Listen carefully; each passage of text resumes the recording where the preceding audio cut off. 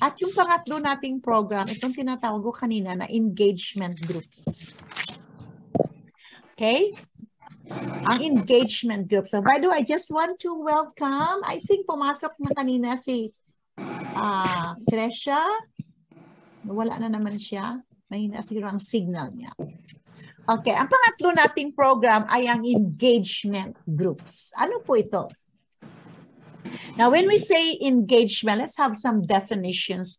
Engage is to become involved, okay? And of course, the best example is getting engaged with somebody to get married, okay? And when we say engagement, it's to go somewhere to do something at a fixed time, meaning to be out there. Tulad kanina si Ate Flora, no? She is also serving as a chaplain. She's out there, okay, serving the community. Okay, so we want to try out organizing some engagement groups among the women. Okay, as part ito ng ating loved, lovely, and loving others na vision. Now, ito yung background of the need for engagement. What Jesus said about the harvest field. Jesus said, look, I tell you, lift up your eyes and see that the fields are white for the harvest. Amen. The harvest field are white, meaning they are ripe. And we know when it is harvest time like the rice field, hindi lang po yan isang stalk. Buong field yan. Ibig sabihin, the harvest is not only ripe, it is also plentiful. Right? And putting that in terms of soul winning, winning souls for Jesus. Jesus said, the harvest is ripe. The harvest is plentiful, pero may problema. But the laborers are few. And then, this is the solution that Jesus said. Pray earnestly to the Lord of the harvest to send out laborers into his harvest. May nakita ba kayo dito? The harvest is plenty. It is ripe. At alam mo, pag nag-ripen ang harvest, it only takes a short period of time. And if it is not harvested soon, you know, the harvest will fall to the ground and wasted. But the problem is that laborers are few. The solution is, Jesus said, send out laborers. Paano ka mag-send out laborers kung ang laborers are few? Sino yung isi-send out natin? Now, ito po yung nakita ko dito. Ito po yung mga observations ko. The harvest indeed is plentiful, and the nature of the harvest have changed. Hence, our method also have changed. We have to understand that, you know, our days, you know, today, people's mindset and the way people perceive things and the way people do things have changed. Okay? And we have also to understand, tayo po mga Christian, mandated by the Lord, you know, to preach the gospel and reach the lost, we have, whether we like it or not, have to realize that the nature of people today have changed. Therefore, the way and the methods we will have to use in winning them must change. We don't change the message, we don't change the gospel. Yung ating methods need some changes. Now, sabi dito, laborers are viewed as few. But this is what I want you to see, that in reality, the laborers are few because only a few are sent out. The fact is, there are many laborers. Ilan na ba yung members ng Assemblies of God sa buong Philippines? Ilan ba yung members ng church mo? You know, there are churches with thousands of members, hundreds. Do you know that bawat member ng church is a laborer? Kaya lang, dahil nasanay tayo na ang ating pag-involve sa missions, pag-involve sa soul winning, ay sa pamaraan lang na yung pag na-schedule natin yun. Tulad, for example, SOS. I was been the SOS program OIC for many years. But, SOS, good as it is, and through SOS, we are able to plant churches. But I have to say to you with all honesty, it only happens every summer. And it is only participated by those who enlist to be volunteers. Do you see that?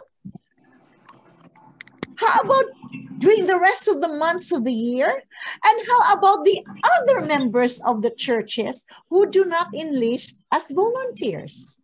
So the laborers are few only because they are only sent out. Only a few are sent out through our evangelistic programs. Perhaps meron kayong church meeting, meron kayong mga evangelistic Bible studies. Pero ang tanong ko, how many are involved in it? Gamay lang, di ba? Gamay ra gyud. Gamay ra good. I like Cebuana. Okay, now here's what we should see. Ito yung background ng sinasabi kong engagement. What we must learn to see.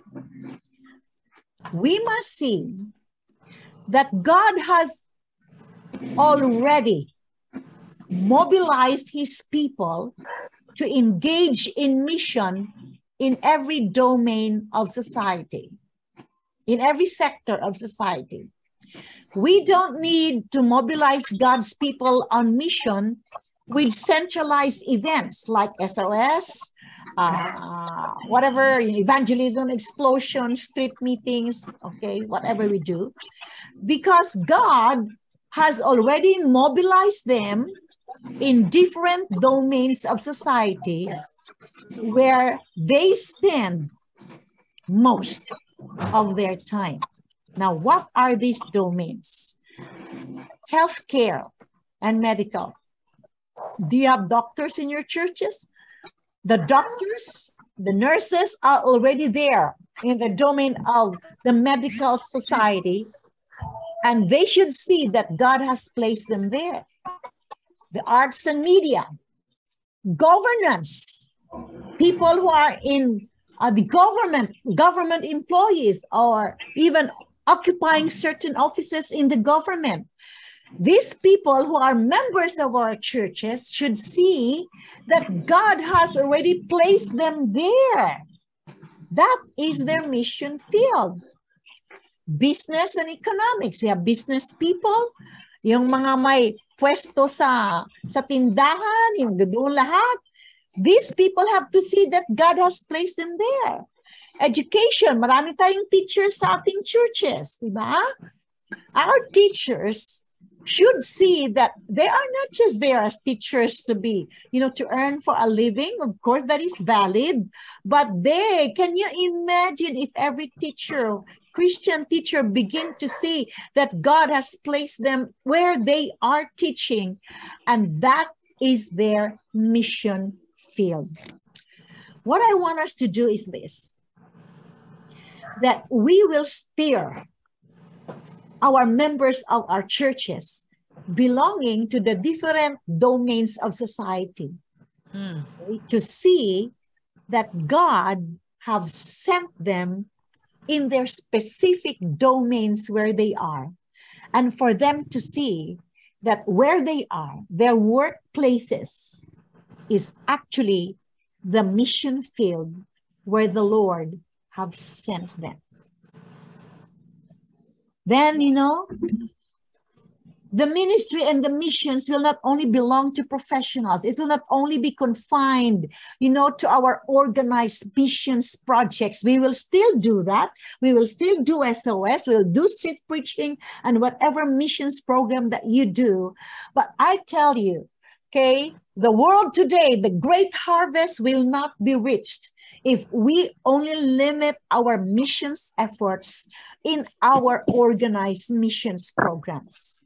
But come, dream with me what is going to happen if we can steer every professional, every person in our church to see that God have sent them where they are working. So say a teacher, she will not only be a teacher there, but she will have an understanding that God is going to use her there. Okay. You know, last year we had around 4 teachers who joined us in our Berean Online. And I was so blessed because one of them, after a couple of months, she messaged me. She said, Ma'am Nides, my principal asked me to serve like, you know, a chaplain to the teachers in our school. And she was very happy that she got the training in Berean Online because now she is ready to do that, you know, and I see what you're telling us, Ma'am Nides. And you see, now teachers are there. Well, of course, we understand that there are some rules that they have to observe, but then, you know, nothing can stop them, you know, if they are able to see that God has sent them. Kaya ito pong ating gagawin sa ating women's ministry. Meron tayong Radiance, and then meron tayong Louis Ministry, meron tayong engagement groups na sisimulan. Okay? At kagabi, ito yung aming pinag-usapan ng aking core group. Ang unang group na i-organize natin ay ang mga unang ginang. Lahat po ng First Lady. Kung asawa ka ng DS, First Lady ka rin ng inyong district, di ba?